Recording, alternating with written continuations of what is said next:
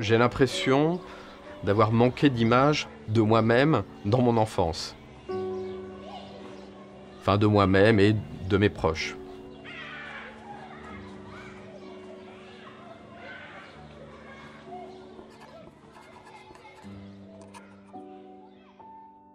C'est qu'il y a en effet, je pense, un manque d'image, un besoin de réalité par cette image. Donc je sais que bon, ce n'est qu'un objet de la réalité, ce n'est pas la réalité même, mais pour moi c'est très important. Et c'est vrai que la plupart de mes sujets sont des sujets souvent à long terme. Il y a une chose qui est en effet très importante, c'est la mémoire. Donc pour moi, photographier, c'est me souvenir de quelque chose. Donc c'est déjà quand je photographie, j'ai l'impression que ma mémoire enregistre mieux. Et ensuite, quand je regarde cette image, quand je la tire, quand je la montre, quand je la mets dans un livre ou dans une exposition, je me rappelle des souvenirs.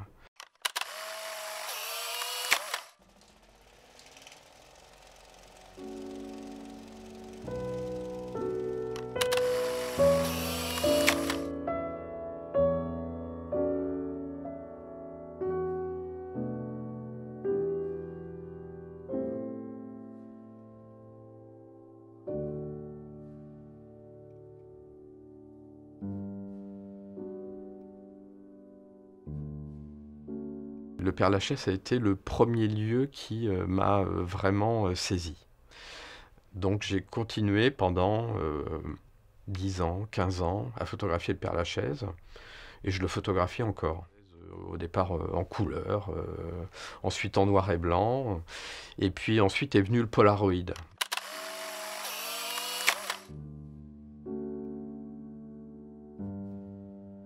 Et j'ai commencé à photographier le Père-Lachaise avec cet appareil et ça m'a semblé un rapport évident.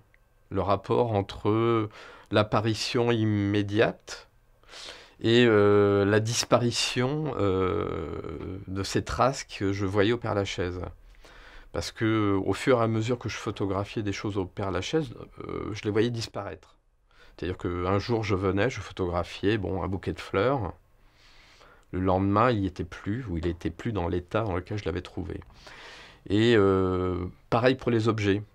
Je photographiais des objets, je me rendais compte que la fois d'après, quand je repassais, l'objet n'y était plus. Donc il y avait un rapport que j'ai du mal à expliquer d'ailleurs, hein, mais qui me semblait évident entre cet objet aussi qui est fragile, qui est le Polaroid, et ce que je photographiais qui était fragile, qui était amené à disparaître et qui disparaissait de fait.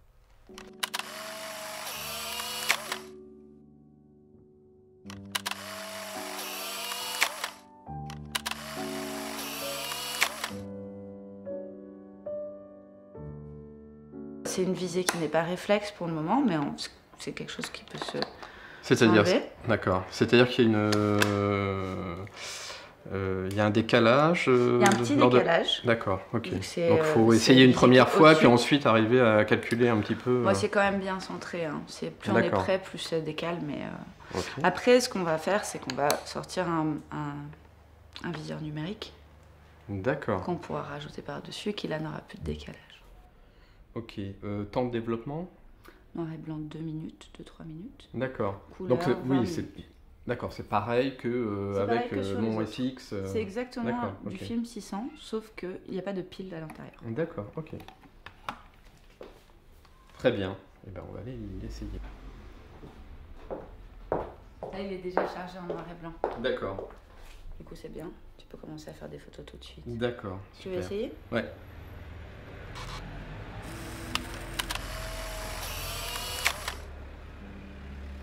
À la naissance de ma fille, j'ai photographié en noir et blanc, sous toutes les coutures, et j'ai commencé à la photographier aussi au Polaroid.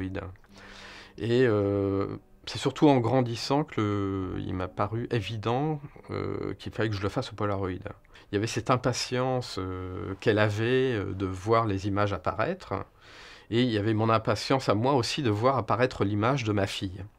Et c'est comme ça que j'ai commencé à privilégier le Polaroid quand je photographiais ma fille.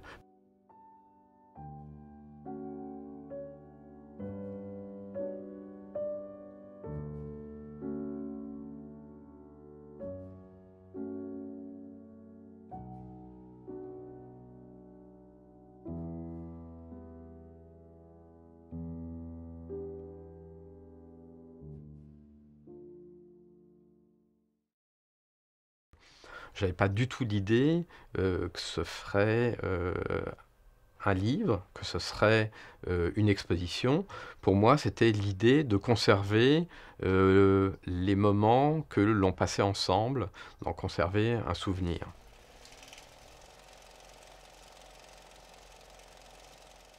Je me suis dit que ces Polaroids avaient quelque chose de plus. Et donc j'ai commencé à les scanner, à les numériser, à les retravailler, parce que le Polaroid demande un travail de repique assez exceptionnel. Il faut passer beaucoup de temps. Il y a des images où j'ai passé plus de 8 heures à repiquer pour faire en sorte que l'image soit, entre guillemets, propre. Parce que bon, regardez un Polaroid qui doit faire 11 cm par 11 cm, et la regarder en 5 mètres par 5 mètres, même si on la regarde de loin, s'il y a un défaut,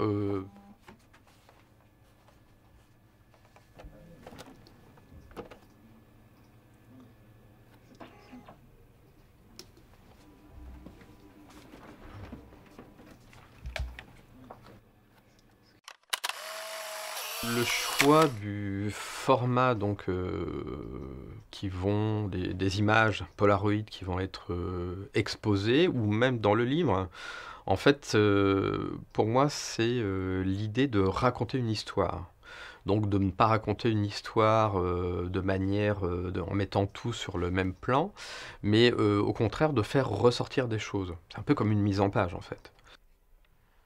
Je propose une maquette en disant, bon ben voilà, pour moi j'ai envie de mettre cette image en grand parce qu'elle est importante, parce que elle est un petit peu, elle résume un certain nombre d'autres images qui sont à côté, parce que j'ai un sentiment par rapport à cette image, parce que elle me rappelle un souvenir fort.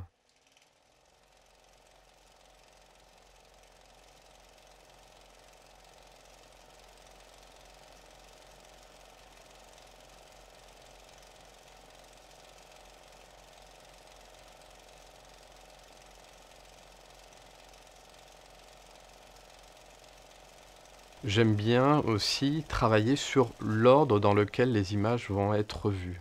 Je crois que mon travail n'est pas un travail ni conceptuel, ni qui est plus un travail qui est sur la narration. Donc où mon souci est plus qu'une image euh, soit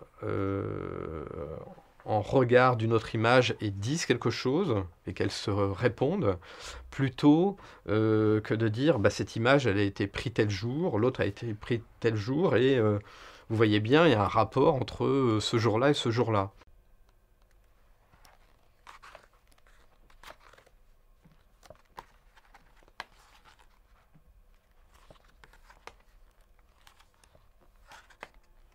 Pour moi, il y a une nécessité de raconter des histoires. Donc ces histoires, ça peut être en 3, 4, 10 photos. Je vais prendre un exemple, c'est le travail que j'ai fait au Portugal. Donc j'ai eu une résidence d'artiste avec le Centre portugais de la photo donc à Porto, qui a donné lieu à ce livre qui s'appelle Douro, Journal des éléments.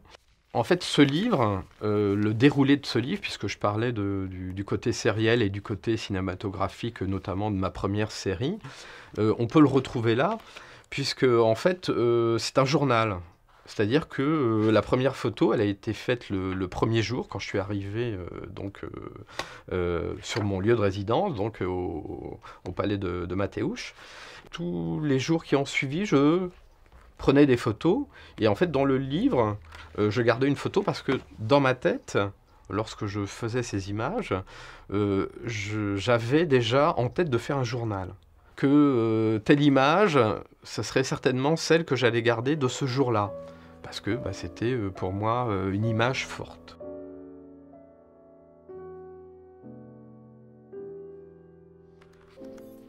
par exemple dans Prémices, il y a pour moi cette idée de narration, mais par contre, elle n'est pas du tout chronologique. Donc je trouvais ça un petit peu difficile de donner une chronologie à 15 années, surtout qu'il y a des lieux, quand on voit ça, que c'était fait en 1997 ou en 2002, 2003, 2000 et quelques, même si l'herbe avait changé, le lieu avait peut-être changé, on avait déplacé la table, mais pour moi c'est la même chose, il y a quelque chose quand même qui est intemporel.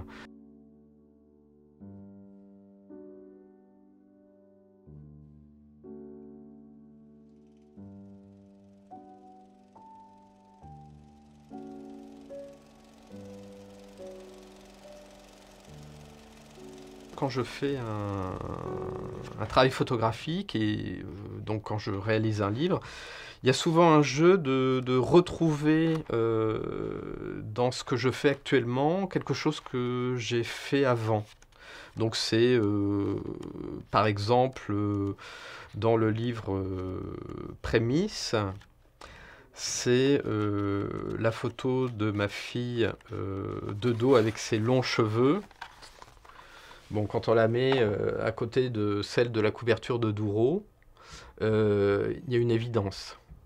Donc c'est à la fois parce que j'ai une attirance pour cette esthétique et parce que aussi j'aime mettre des repères, c'est-à-dire quelqu'un qui connaît mon travail fait le lien entre des images actuelles et d'autres images. Là, c'est un petit peu évident aussi dans ces deux images-là.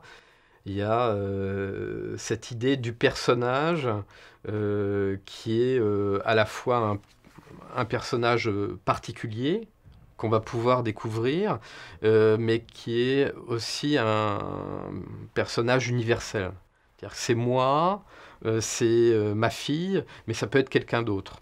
Et c'est vrai que dans Beau Séjour Inventaire, c'est exactement ça. C'est-à-dire qu'on me voit, mais en fait, on ne me voit pas forcément. C'est-à-dire que c'est moi et ça peut être quelqu'un d'autre. En ce qui concerne le choix que je fais de travailler en noir et blanc, en couleur, avec des formats différents, avec des matériels différents, c'est vraiment pour à chaque fois partir sur un projet où je suis neuf. Moi, je travaille souvent au 50 mm, quand je travaille au 24-36 au moyen format. Mais ça s'arrête à peu près là, puisque je vais travailler tantôt en couleur, tantôt en noir et blanc, tantôt donc moyen format, tantôt Polaroid. Donc ce qui m'intéresse, de la même manière quand je fais un livre, c'est d'avoir un projet différent à chaque fois. Si on l'a en numérique, on doit l'avoir en argentique.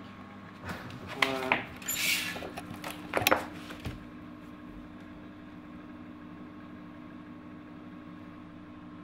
Voilà.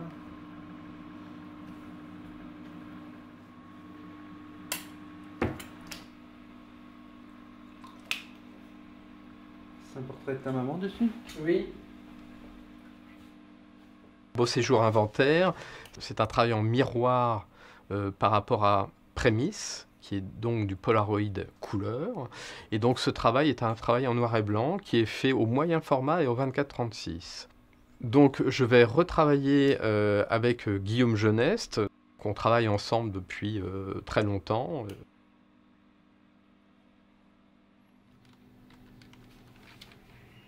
Non? Qu'est-ce que t'en penses?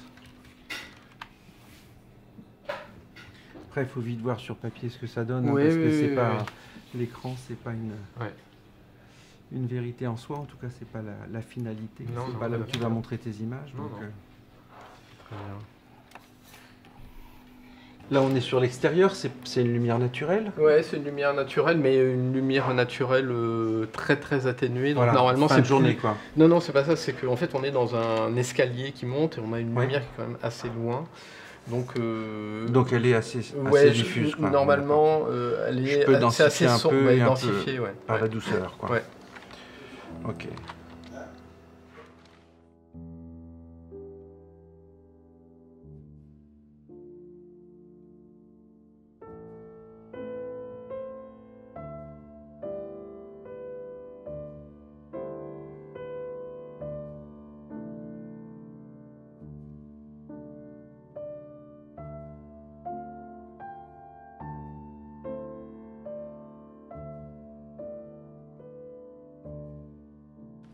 Donc ça, c'est le carton d'invitation. Bon, pour l'instant, c'est vrai que c'était l'image que je gardais. Je pense que c'est pas forcément celle qui sera l'image qui est en couverture du livre ici. Bon, en tout cas, elle sera certainement pas comme ça. Et en fait, c'est le lieu de mon enfance. Voilà. Donc, et c'est un travail là vraiment d'introspection où j'essaye de me remémorer des petits événements de mon enfance. Donc, quelquefois, donc ce travail est constitué d'autoportraits et de photographies d'objets, de petits endroits qui sont dans cette maison.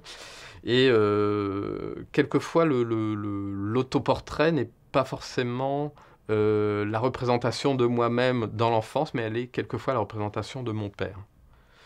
Donc voilà, il y a une espèce de jeu de miroir. Et d'ailleurs, c'est vraiment, comme on peut le voir dans le livre, souvent un jeu de miroir, parce que ce sont souvent des autoportraits qui sont faits dans un miroir.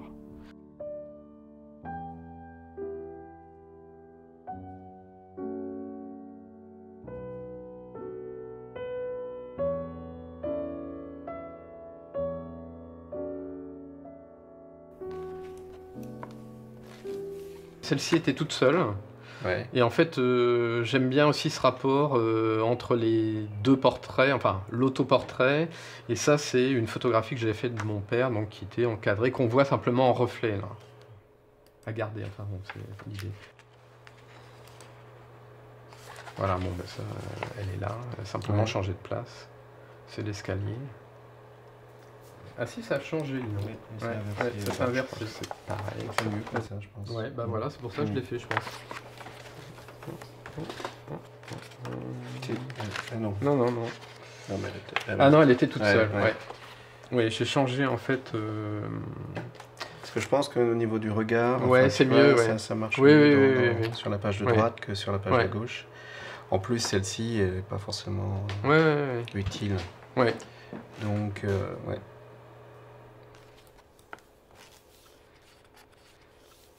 Il y a des photographes qui sont des photographes plasticiens, donc ils font une image, qui peut être toute seule d'ailleurs, qui dit quelque chose quand elle est seule, et ça leur suffit. Tandis que moi, j'ai besoin que les images soient entre elles, que les images quelquefois soient animées, que les images quelquefois soient liées à du texte. C'est vrai que les 2 derniers livres que j'ai faits, j'ai écrit un texte. Et pour moi, c'était important d'écrire ces textes, parce que ça éclairait d'une manière différente l'histoire que je voulais raconter. Tout ça pour dire aussi que la littérature est importante, parce que c'est ce qui me nourrit aussi dans mon travail photographique. Quand j'ai travaillé sur Prémisse, donc sur le travail sur l'enfance, j'ai lu beaucoup de livres sur l'enfance. Ça a été pour moi une source d'inspiration. Alors après, je ne crois pas vraiment que ça influe sur les images que je fais, puisque bon, les images sont plastiques, donc c'est vraiment, je saisis quelque chose dans le cadre qui se passe, quoi. Quand il se passe quelque chose, je le saisis. Mais pour moi, c'est important. C'est-à-dire que c'est une sorte de nourriture. Voilà, je sais qu'il y en a qui disent « Ah ben moi, c'est la musique qui me nourrit quand je photographie ». Moi, c'est plus les mots, c'est plus la littérature. D'où le fait que j'écrive quelquefois, enfin que j'ai cette nécessité d'écrire. Voilà.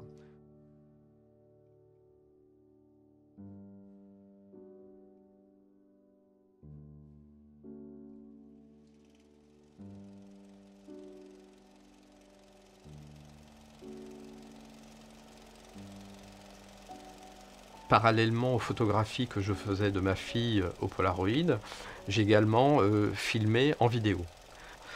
Et le film, c'est encore quelque chose qui est du domaine du montage, qui est du domaine un petit peu de l'histoire en mouvement, mais c'est un petit peu pour moi la même chose que quand je fais un livre, où si on animait le livre, on aurait une sorte de film, quoi. Donc il y a quelque chose comme ça.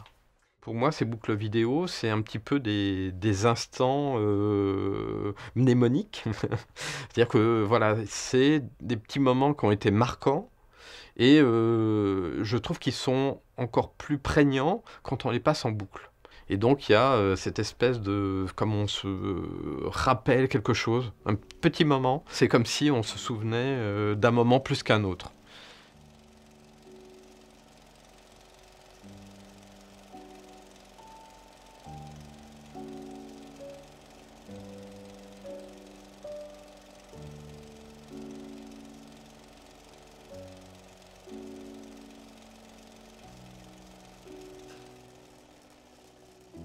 J'ai commencé par une image, c'est vraiment la première image Polaroid que j'ai gardée, pas forcément que j'ai prise, mais que j'ai gardée de ma fille et de mon père dans son jardin.